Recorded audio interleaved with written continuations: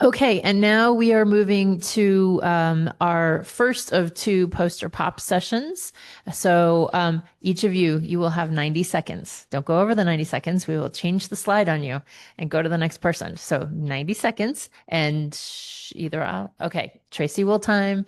And I think Elise is going to actually change the slides.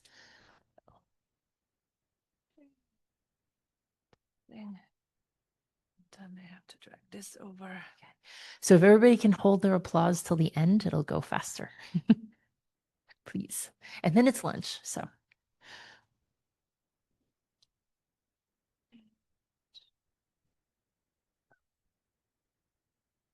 Screen. And are we? That's the first one, right? Yeah, that's me. Do you? Okay, yeah, you can just advance using. Yeah, I only have one slide, so. Ready? Cool. Hi, everybody. I'm Elena, and I'm a first-year PhD student from the University of Birmingham. My poster is about detecting circumbinary planets using radial velocity methods. So circumbinary planets are exoplanets that orbit both stars in the binary. And out of almost 6,000 exoplanets discovered, only 39 of these are circumbinary. Now, why is this? Like, I have so many questions. Is it because they're just not as common as the other exoplanets? Does it have something to do with the binary? Is it too harsh of an environment? Or is it down to our exoplanet detection methods?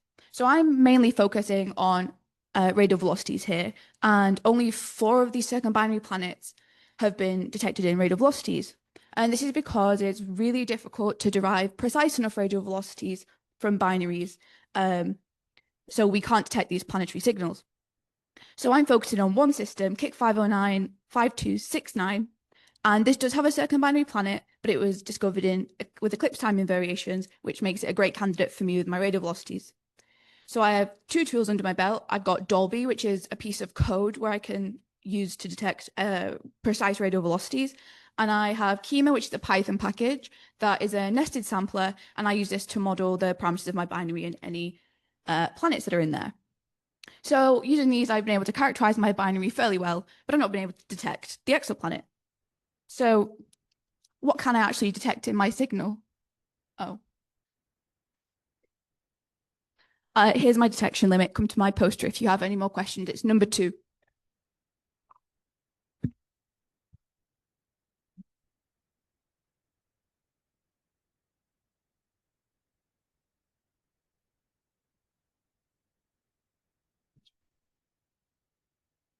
Hi, everyone. I'm Stephen Blodgett from BYU. And arguably, 3 of the most important parts of exoplanet parameter space are mass, radius, and period. Unfortunately, exoplanet mass can be very difficult to detect. Often you need radial velocity, which depends on the star being bright enough to actually, characterize. Another way you can get the mass, though, is with photodynamical modeling, which is modeling the transit light curve at the same time that you do an n-body simulation, basically. This only works when transit timing variations are happening in an exoplanet system. And photodynamics hasn't been used. It's been used in some cases very well, but to my knowledge, it has not been performed over the entire Kepler catalog. But until now, it has. There's a new catalog that has done photodynamical modeling, has mass posteriors for almost all Kepler multi-planet systems. This is a great population-wide analysis that enables modeling of mass, radius, and period demographically for exoplanets all at the same time. And so my poster, I do a non-parametric grid model going through mass, period, and radius space, trying to find the occurrence rates for these different pixels or voxels of mass, period, and radius exoplanets. So, sweet. Thank you.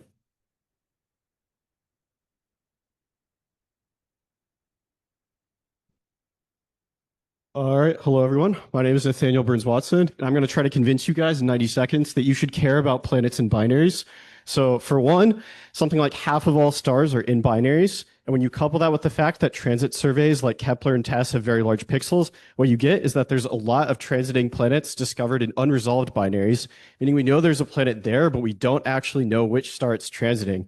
And that matters a lot because the planet properties that you infer depend on knowing the host star, including the radius of the planet. So I don't have time to go into details, but you're just going to have to trust me when I tell you that I'm figuring out the host stars for these planets. Next slide, please. And a big reason you guys should care about planets and binaries is that the demographics are different compared to planets around single stars. In particular, there's evidence to suggest that the radius distribution of planets and binaries does not have a radius gap, which would be big if it's true. However, that work assumes that all the planets are hosted by the primary star, and we don't know if that's a good assumption. So what I'm doing is using my host star identification to assemble the most accurate possible radius distribution for planets and binaries. And I do have tentative evidence to confirm that there isn't a radius gap for planets and binaries.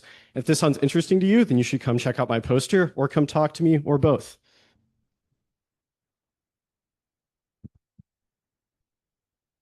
Yeah. Hi, everyone. I am Aritra Chakravarti. I'm an NPP working at NASA Ames, and these are my collaborators for this project. So essentially, I'm trying to address the Kepler population where we see the bifurcated populations where the super Earths are slightly close in and smaller, and the sub-Neptunes are slightly farther away and larger.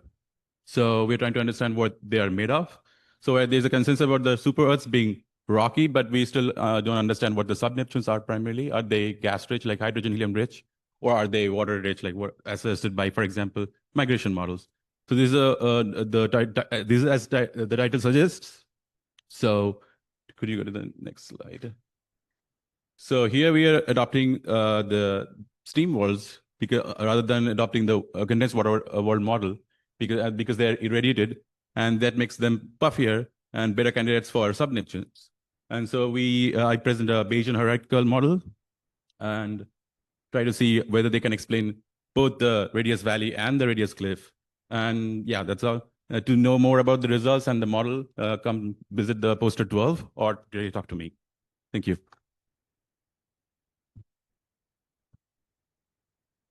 Hi, everyone. I'm Henry Denon. I'm going into my senior year at Amherst College out in Massachusetts.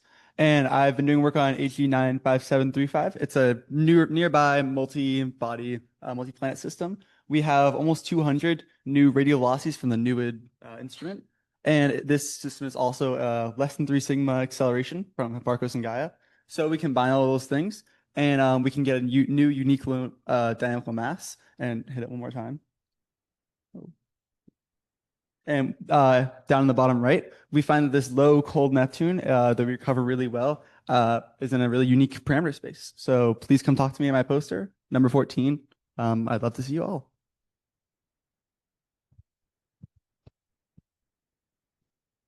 Hello, my name is Jashira Dalakia from the University of Southern Queensland. I'm a third-year PhD student. So planets around M dwarfs are particularly exciting for a few reasons. Technologically, they represent the only opportunity we have with current instruments to detect the atmospheres of temperate terrestrial planets. Scientifically, the planets at the ice lines of these stars, particularly mid to late M dwarfs, are accessible with instruments like TESS and Kepler, and we expect to see interesting demographic features there. So we've conducted a demographic survey of planets around M dwarfs and TESS. So for more information about our search, our occurrence rates, and some noteworthy planets, please come see my poster, number 16. Thank you.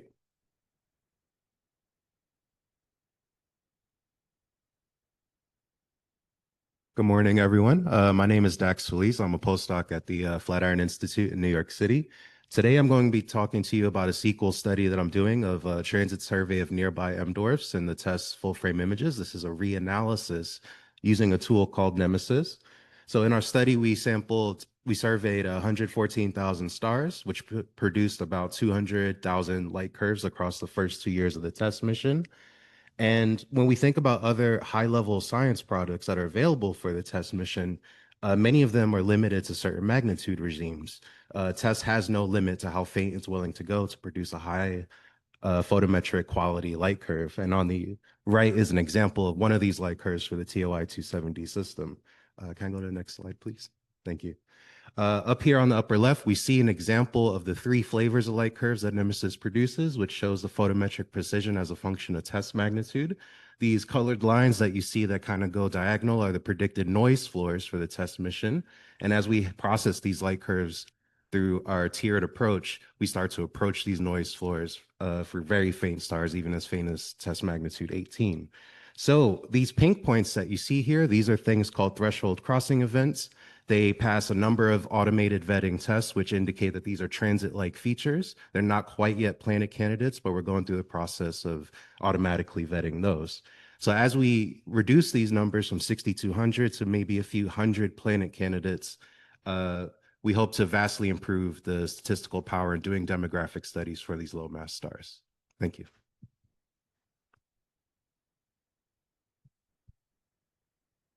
Hello, I'm Kevin Hardegree-Ullman. I'm a research scientist here at Nexi, and I am presenting a poster this week on the latest results from the Scaling K2 team. We've been doing demographics with the K2 mission for several years now. This is our latest results combining Kepler and K2 demographics.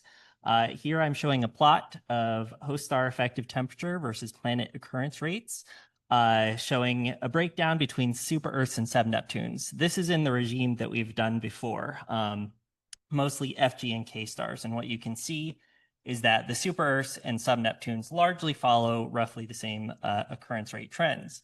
But let's extend that by combining Kepler and K2. We see something really interesting happening for the M dwarfs. You see the 2 populations diverge. And so this plot is for the theorists and modelers out there to inform their models and see what's happening and definitely break down between super Earths and sub-Neptunes. There's something different going on. So thank you.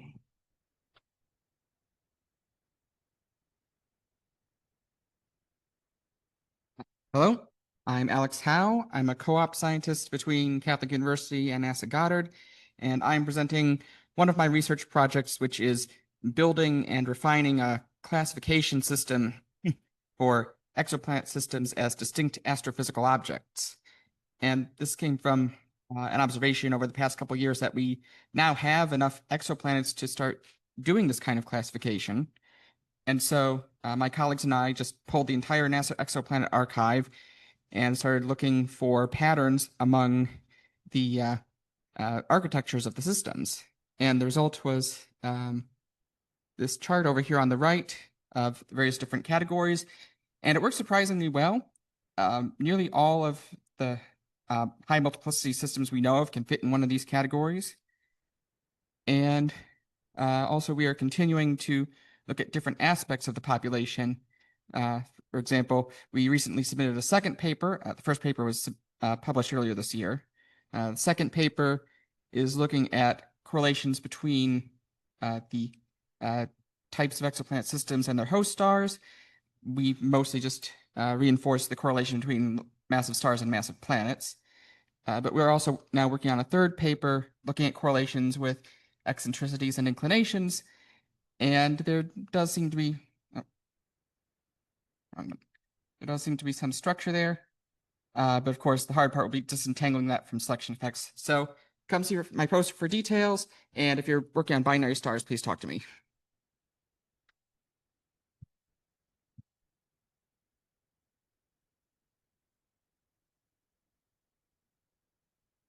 We could go back.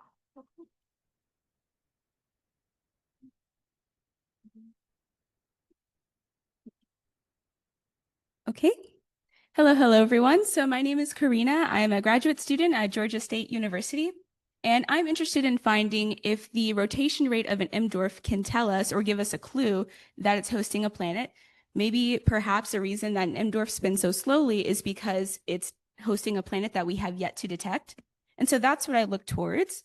Now I have 2 main questions. The first question is, if we were to look at the sample of M dwarfs within 25 parsecs, if we look at the slowest rotating ones, do they tend to host planets the most often? I won't get into the nuts and bolts of it right now, but the answer is, so far, yes. We see that the rate of planet hosts as you increase rotation periods does increase. So that's a pretty promising result, but it's weak because it's very difficult to get rotation periods so far out.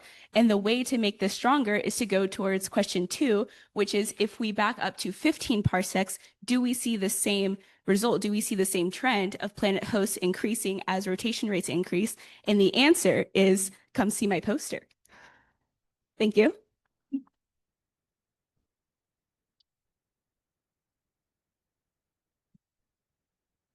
Hello, everyone. My name is Luke Lamatina, and I'm a rising senior undergraduate here at Caltech majoring in astrophysics.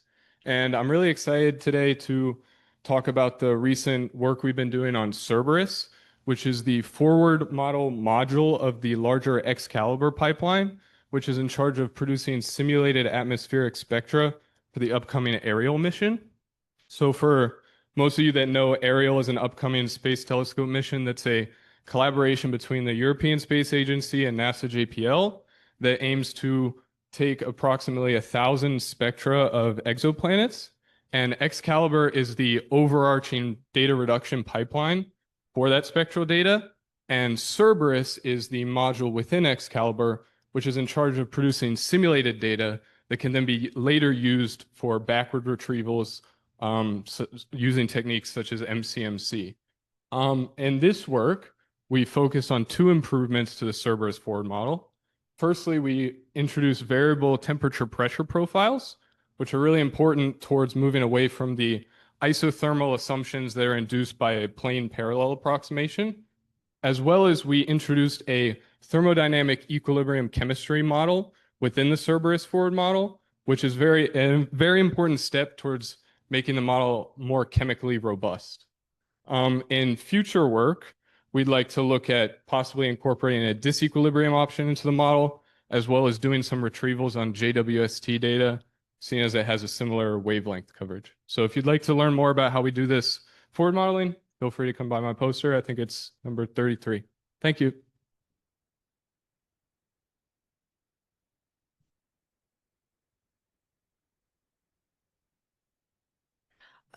Hi, everyone. I'm Harshita. I'm Harshita. I'm a 4th-year PhD student from University of Chile. I work with Dr. Mulders on exoplanet demographics. So once upon a time, among the Kepler exoplanets, there was a lack of planets around 1.8 Earth radii. And we have seen the same radius valley among the test planets as well. And so this plot, so this plot is from my work, where we used all the test TOIs to look at the M dwarf radius valley, and we see it. And we also see the radius valley among the G and K dwarfs. And when we plot this position of the radius valley with respect to their stellar masses, we see a linear dependence. And this linear dependence has been observed among the Kepler planets as well. But what we found interesting is that among the M dwarfs, there is a clear divergence. So what is causing this? So what is making the slope more flatter? And to know that, come see my poster, number 37, and we can discuss more. And so I've just put the paper on archive, so I'm open for some suggestions and some comments as well. Thank you.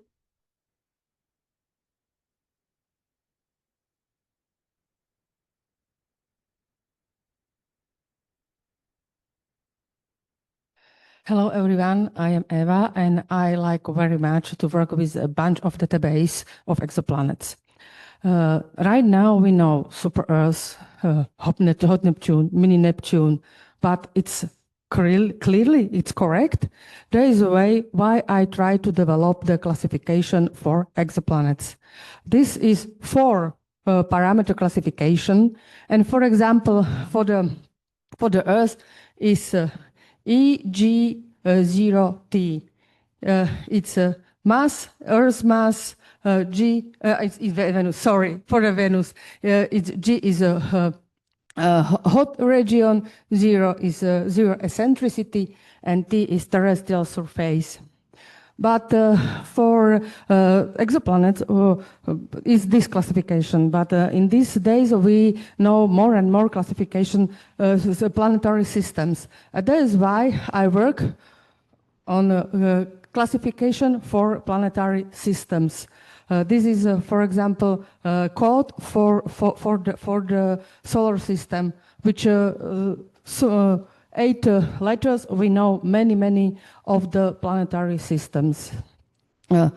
If you're interested, I would very happy to present you more on poster number 41, and we can yourself classify your favorite planetary systems or your favorite exoplanets. Thank you for your attention.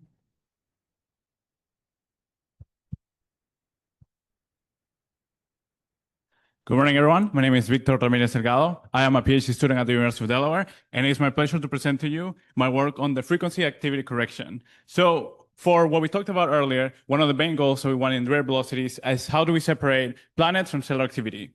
Well, my poster is going to be talking about a Python package and a method that we've been working on how can we separate the stellar activity using activity indicators. I cannot talk too much on the specifics and the details, but I welcome you to come to my poster where I'll basically highlight 2 results that we did on synthetic data and on a couple data set. So the plot that I showed here shows the synthetic data that I developed with the activity model and how we were able to correct the signals from activity in the frequency domain in the periodogram. And the other example that I will show is from this star, a sun-like star H99492, that we also wanted to check if we could correct the solar activity without subtracting the planet. So please, if you're interested, come check out my poster, number 43. Thank you.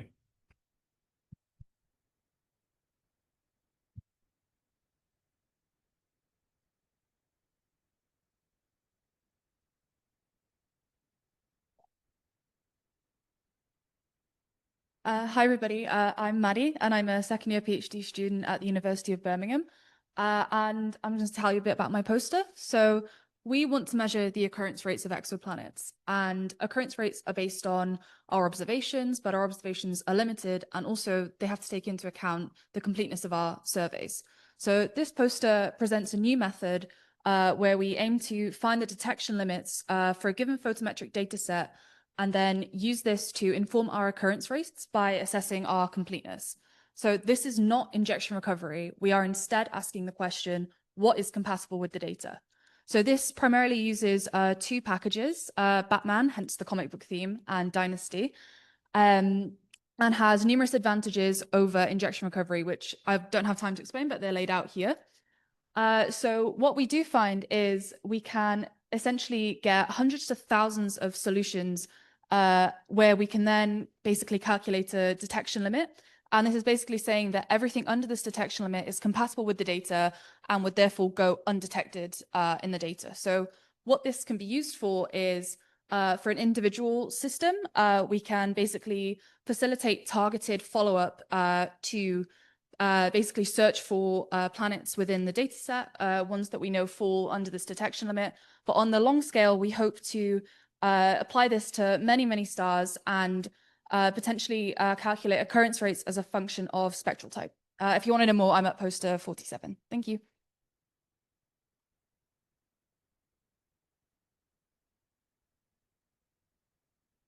Hi, everyone. I'm David Shaw. I'm a PhD student at the University of Notre Dame. Come check out my poster if you want to learn about the 8-planet Kepler-90 system. All 8 planets were transiting and detected in the Kepler photometry. There are 6 super Earths and then 2 giant planets. On this plot, they are in gray. The inner 6 do not have masses measured, but the outer 2, G and H, were measured using the large transit timing variations in their photometry. Kepler-90G was determined to be a superpuff by those mass measurements, which is this rare class of planets, very large in size, but very low in mass. So this puzzling low density type of planet that's a bit of a challenge for planet formation theories. So we actually combined the transit timing data that existed in the Kepler photometry with 10 years of radial velocity data on this star to confirm those masses, to support those classifications as a superpuff for G and a Jupiter-like planet for H.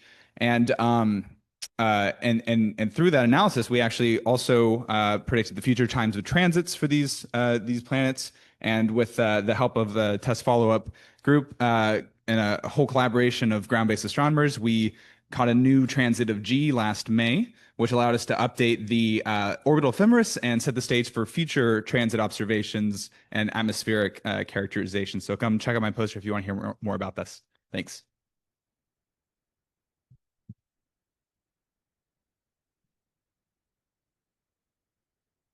Hi, my name is Thomas Stuber. I'm a postdoc at the University of Arizona and Stewart Observatory, and I work primarily on debris disks, so dust on main sequence stars. At the moment, I'm focusing on hot exozodiacal dust, so this is dust super close to the host star, closer than 1 astronomical unit. And it's an intriguing phenomenon on its own, but why you should care is that it might jeopardize any attempt to image an exo-Earth in the future, for example, with HWO. Because it might cause coronagraphic leakage, noise, confusion to your observations. So we observed one of the more famous hot dust systems, Kappa-Took A, and found a stellar companion to it on a pretty wild orbit. So you can see the orbit on the right here. It has an eccentricity of 0.94 and brings it closer to the host star than 0.3 astronomical units. That's closer than Mercury is to the sun. So we have good evidence that this stellar companion lives together with hot exozodiacal dust, which opens up exciting new pathways to study and may hopefully explain this phenomenon. So if you want to learn more about this exciting system or generally hot exozodiacal dust, its impact on direct imaging and what we're trying to do about it, or long baseline interferometry, because that's the observation technique, track me down or come to my poster. Thank you.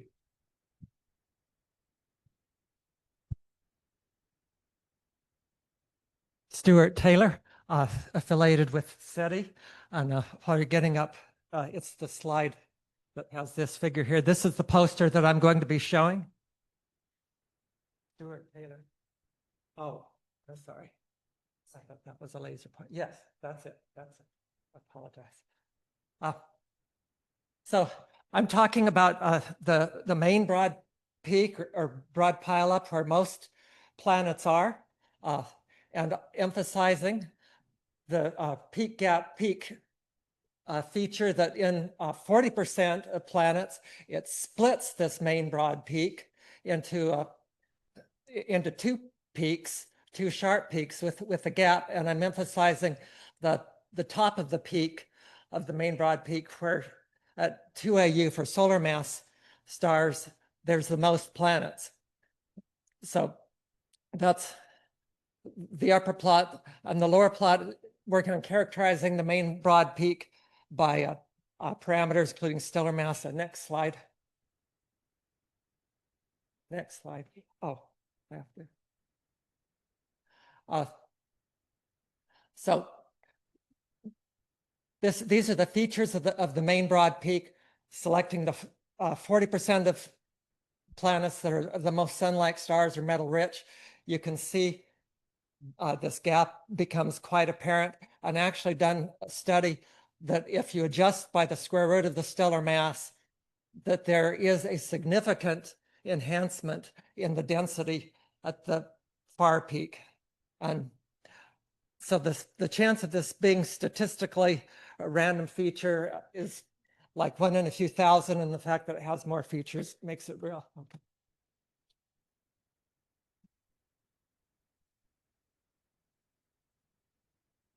Hi, my name is Emily Tiborcio. I'm a graduate student at Louisiana State University, and my research is in surface brightness relations with the Roman Space Telescope.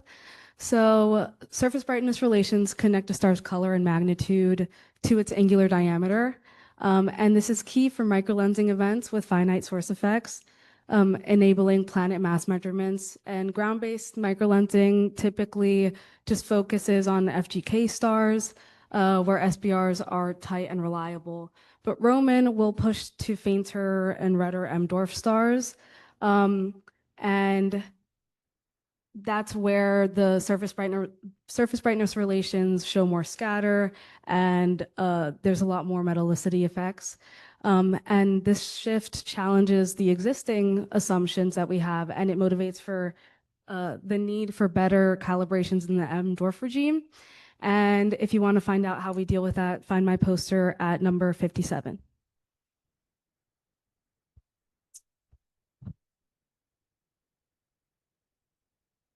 All right. Hello, everybody. I'm Gabe Weibel, going into my second year of grad school at the University of Arizona.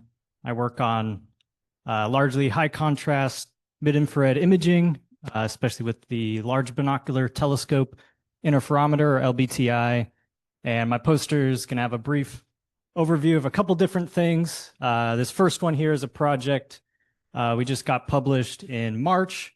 There's 4 images of a brown dwarf companion around a spectroscopic binary star in the Pleiades. This is one of 3 imaged substellar companions in the Pleiades star cluster. And we also do the first orbital modeling of this companion from 23 years of relative astrometry. And the second project is in progress. This is M-band 5-micron imaging of Alcor, which is a somewhat famous star in the Big Dipper, next to its brighter companion Mizar, which is a quadruple. Alcor here is a binary. And there's this little M-dwarf companion that we've seen now orbit from one side of the star to the other over 16 years, and going from gray with the MMT multiple mirror telescope to the LBT in purple there. And I have some ideas of doing a high contrast imaging survey in the Pleiades, so just sort of a teaser of my thoughts there. Thanks.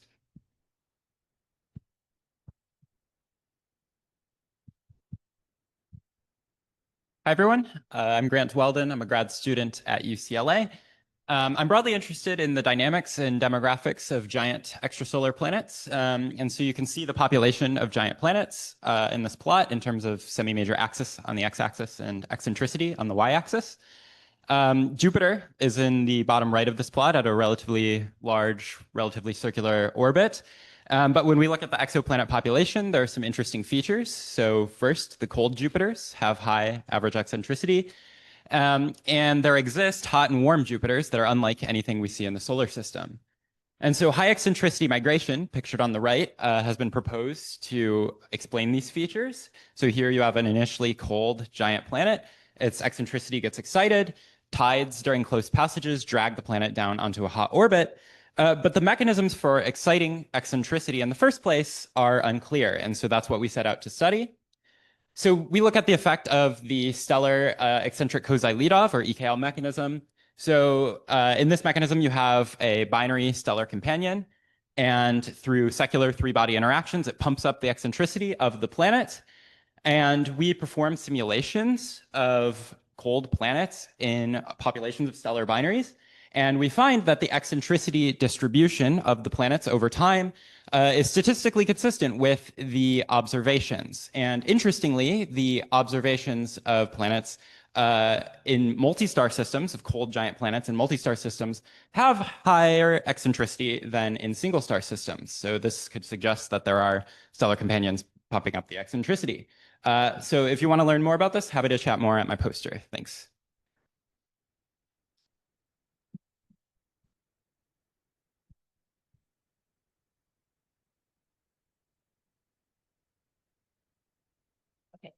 Okay. All right. Thank you, everybody. This was great. All right. So now we have, don't leave yet. We have lunch and poster, the first poster session. Reminder about lunch. If you ordered lunch and you paid for it, there will be information on the back of your badge. If you have no information on the back of your badge, that means you did not, or they don't have a record of you buying and ordering lunch. Please do not take a lunch. The lunches were ordered for the people that actually paid for it. So please, if you don't remember, like I never remember, double check before you take a lunch. And then after lunch, there's a poster session. So we just heard all these fabulous poster pops. This is your opportunity to go talk to these folks. And we come back at 2:15, but don't leave yet. I want to see if Tracy or Elise has anything else. Nope, that's it. Okay, so 2:15, make sure you're back here for this afternoon. Thanks, everyone.